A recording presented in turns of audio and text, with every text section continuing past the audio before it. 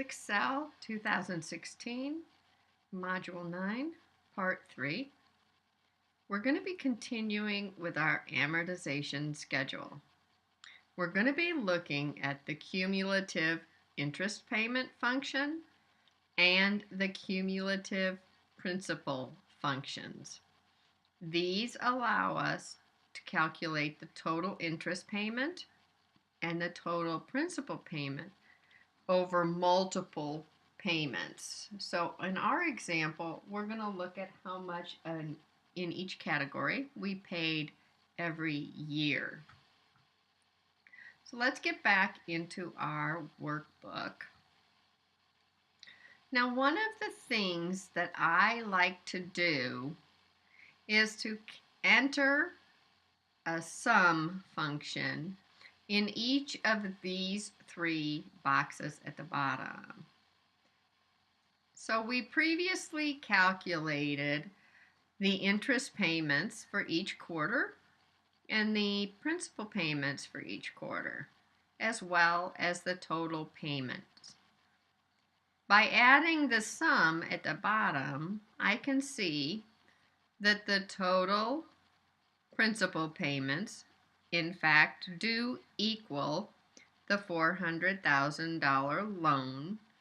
I can see the total interest payments over the life of the loan as well as the total cash outflow.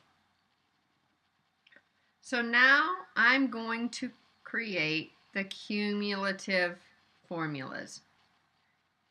Now, one of the reasons I added these totals was so that when I calculate these totals of the 5 years, I can make sure that they agree.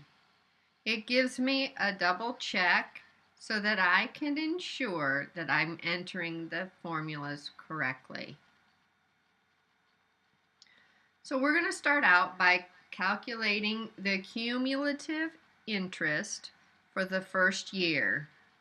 And you'll notice that right above the formula in rows 34 and 35, I have the payment period that starts the year and the payment period that ends the year.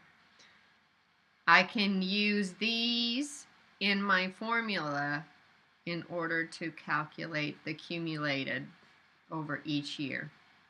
So we'll start out in B36. We'll go to Financial. And you're going to find Cumulative CUMIPMT. You will have to go all the way up to the top and select some of the pieces of information from this basic loan information that we had at first.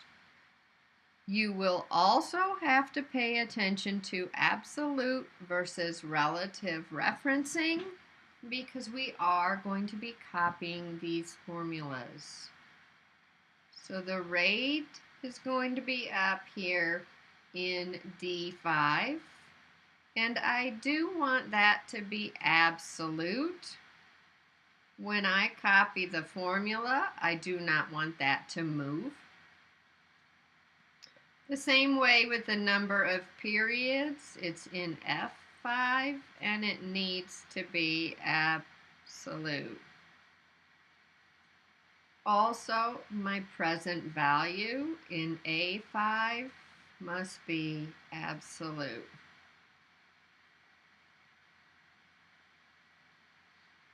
And notice again we have the scrolling bar. So we're going to come down here to the bottom and it says what is the starting period or the starting payment number for this period that you're trying to add up. I want to add up from payment 1 to payment 4. And then we come down to type, and again type has the same meaning. It has to do with the timing of the payment.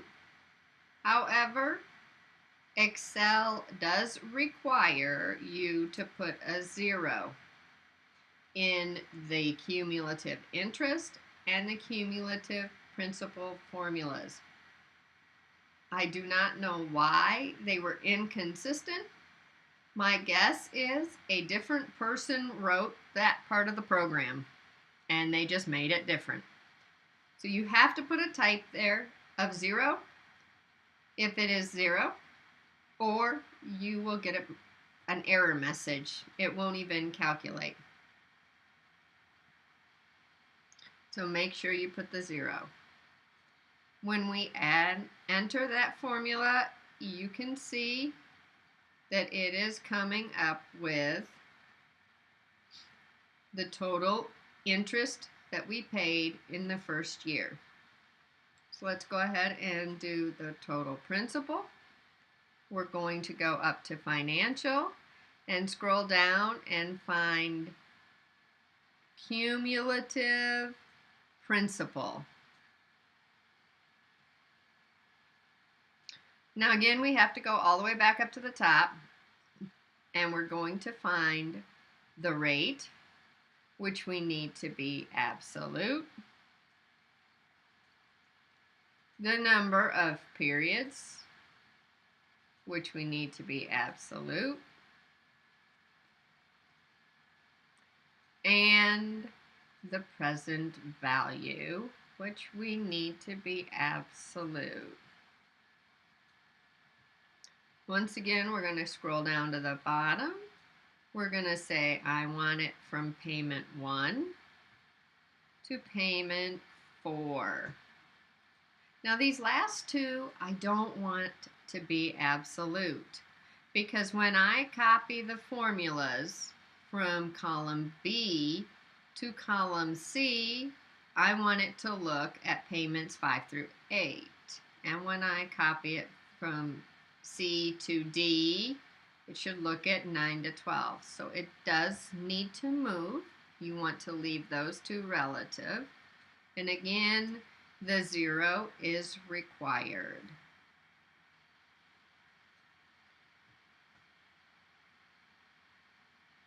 So then let's take a look here. And we're going to say for this first formula, I'm going to go all the way up to the top, and I'm going to start with my, oops, I forgot the equals. Okay, so I'm going to say it's equal to my very beginning loan amount. And what I want to do is I want to subtract the principal payments that year so I can see what's left. But since the payments are negative, you need to add.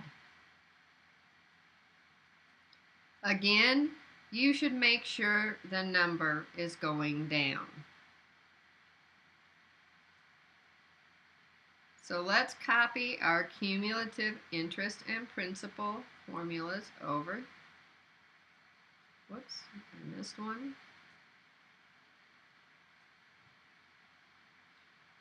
Now, I'm going to do an auto sum in both of those cells. So I'm going to highlight both of them, hit auto sum, and it fills in. What I should see is that my total interest equals my total interest.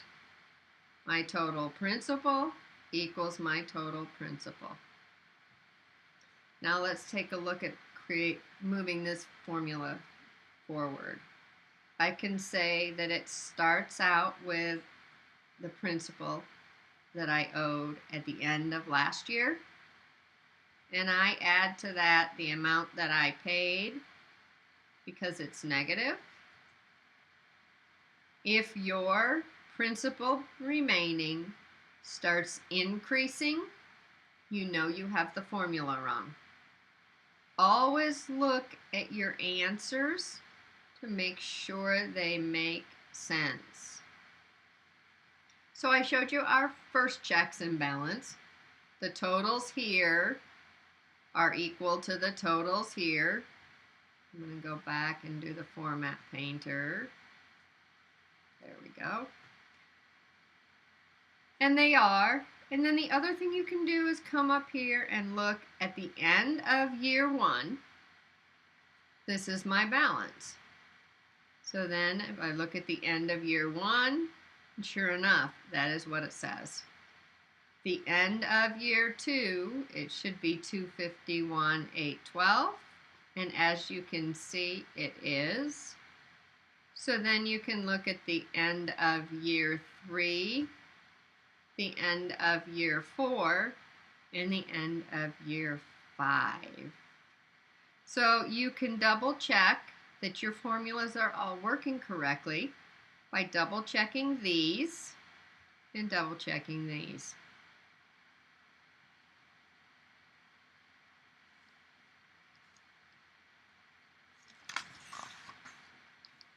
Now we would want to see that this information would then flow into our income statement and our balance sheet, and so we'll be looking at those a little bit later.